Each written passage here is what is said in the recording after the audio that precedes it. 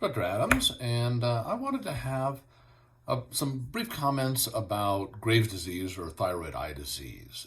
I'm actually seeing quite a few more patients with Graves' disease and thyroid eye disease in the last year or two since a medicine called Tepezza was released in February of 2020. There seems to be a great deal of confusion about thyroid eye disease or Graves' disease.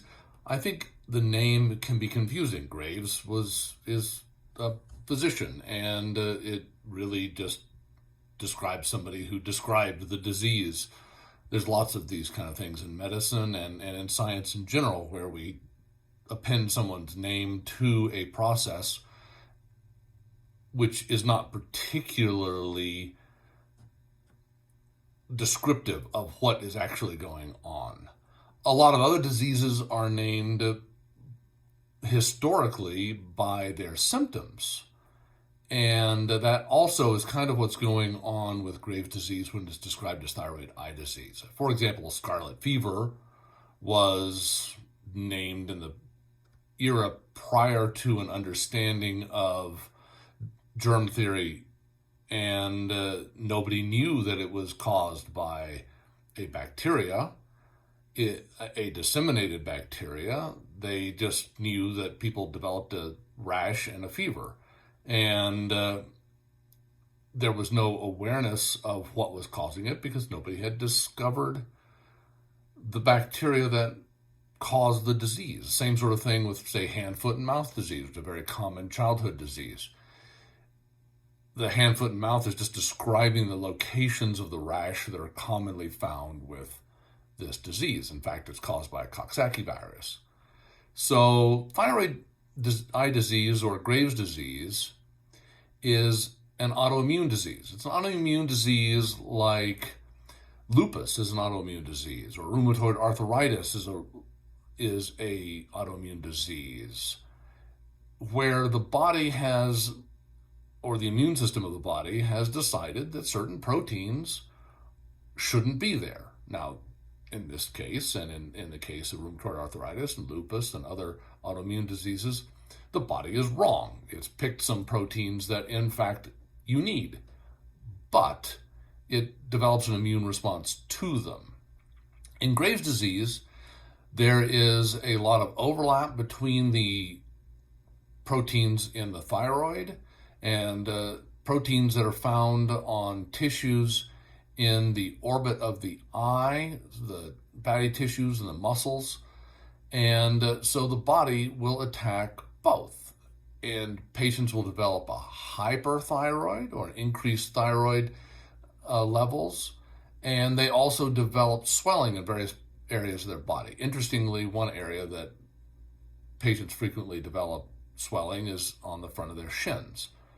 Nobody really cares about that, if they even notice it, because the front of your shins is not a closed space that is subject to a significant amount of morbidity when you have swelling. The problem with the tissues around the eye is that the orbit of the eye is shaped roughly like an ice cream cone, like two ice cream cones that are parallel to each other. And they're very definitely one scoop cones. And when you have swelling in the tissues around the eye, it's like trying to shove two scoops into a one scoop cone. And unfortunately, there's some very delicate things in the orbit, like the optic nerve, which can be basically pressed on by the tissues and can lead to optic neuropathy and glaucoma. Other problems that people develop, of course, are bulging eyes, which is unsightly, and strabismus, or eye alignment problems, which leads to double vision. Double vision is very irritating to people, and they can have significant head positions and other problems that are very debilitating from double vision. The thyroid problems that occur are not what causes the problems in the orbit. They are merely another symptom of the same process that's going on throughout the body. It's just that some of the tissues that are most subject to this are in the thyroid and in the orbits. In fact, there are some cases where there's really no thyroid symptoms at all. We call this euthyroid Graves' disease, but all of the symptoms are in the orbits and around the eyes, and it can have the same kind of debilitating problems that are created by the Graves' disease when the thyroid is affected. It's not 100% independent of the thyroid, but again, I want to emphasize the thyroid is a symptom of the autoimmune disease. The eye disease is a symptom of the autoimmune disease. Other things that are actually happening in patients with Graves is that there's inflammation on the conjunctiva and frequently dry eyes, because the inflammation will impact the cells that produce mucus around the eyes, called goblet cells. It will impact the oil glands, called meibomian glands, that surround the eyes. Frequently, due to the bulging eyes or the proptosis, the eyelids will not close fully, and that creates some exposure, particularly when people are sleeping. And dry eye can be a tremendous source of morbidity in patients with Graves' disease, and can be a significant sign of advancing Graves' disease as well. And is also an extremely important thing to treat in conjunction with Graves' disease. In fact, Dr. Surgod, who's a neuro-ophthalmologist from Will's Eye, is very emphatic about his belief that you need to treat dry eye symptoms aggressively and early in patients with Graves' disease. So that having been said, again, all of these findings are symptoms of the underlying inflammatory process. And this medicine that I mentioned at the beginning of the video, Tepezza, it is a monoclonal antibody that actually seems to stop and partially reverse this inflammatory process, or this autoimmune process, leading to less swelling around the eyes, less proptosis or bulging of the eyes, less crossing of the eyes or drifting, and a lot of other very beneficial factors. So it's a very exciting time to be treating this disease. Historically, we had to wait until the inflammatory phase was over before considering things like, well, and sometimes we had to perform orbital surgery even when the inflammatory phase was still ongoing, to prevent damage to the optic nerve. Orbital surgery is basically breaking the bones of the orbit, kind of like cracking the side of your 1 scoop ice cream cone so that you can fit in 2 scoops. And this is generally done before we do eye muscle surgery, which eye muscle surgery we generally wait until the inflammatory phase, which may be 12 to 18 months, has passed. The reason is because you don't want to be doing eye muscle surgery on a moving target.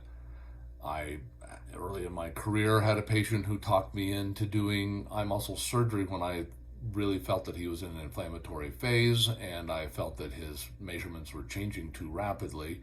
He insisted because he needed a CDL license and things like that.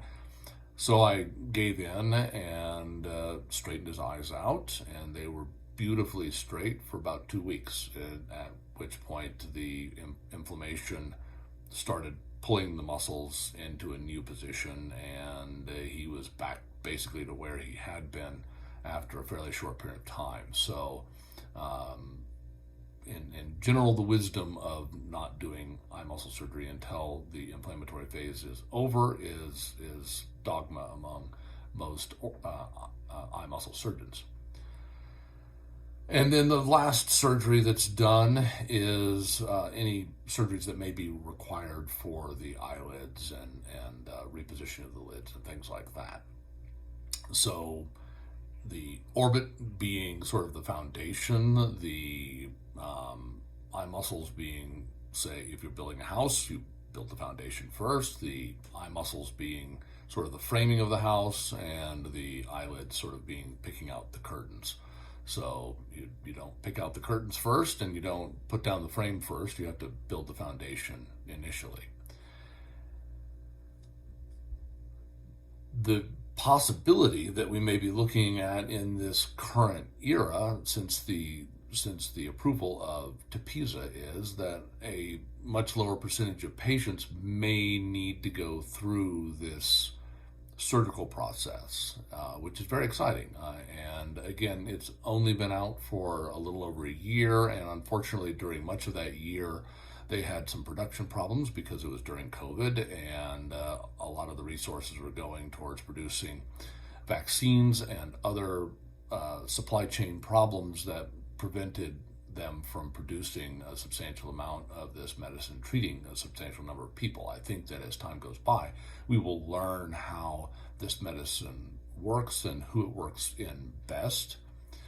Currently is being used in patients who are in an active inflammatory phase. There's one study, it's basically a case report of a patient who they thought was out of the inflammatory phase and was almost 5 years into the disease process, and they decided to treat them anyway, and they had a very encouraging response. So, we're still, like any new medicine, trying to figure out exactly how and when best to use it. But there's a lot of encouraging developments along those lines. But take-home message is that the symptoms of Graves' disease, the thyroid problems, the abnormal eye bulging, the sagging of the skin and swelling of the skin around the eyes, the eye alignment problems, the double vision, are all symptoms of this underlying autoimmune process. And we now actually have treatments that directly treat this autoimmune process, which is very exciting. And historically, we had to monitor for, and we still will monitor carefully for glaucoma, for optic nerve damage, and for dry eye, as well as strabismus. We use prisms and eye muscle surgery, and even occlusion of the eye, or partial occlusion. Frequently I'll put a circle of tape on one lens that I have cut out using an X-Acto knife and just placing a penny on some Scotch tape, and that will block the central vision enough to suppress double vision while people are in an active phase of this disease process. But there, as I mentioned, are exciting new treatments on the horizon that I think will benefit a lot of patients over time. So that's just kind of a general set of thoughts about Graves' disease and thyroid eye disease that I hope will frame the discussion either with me or with your doctors about Graves. So have a wonderful day.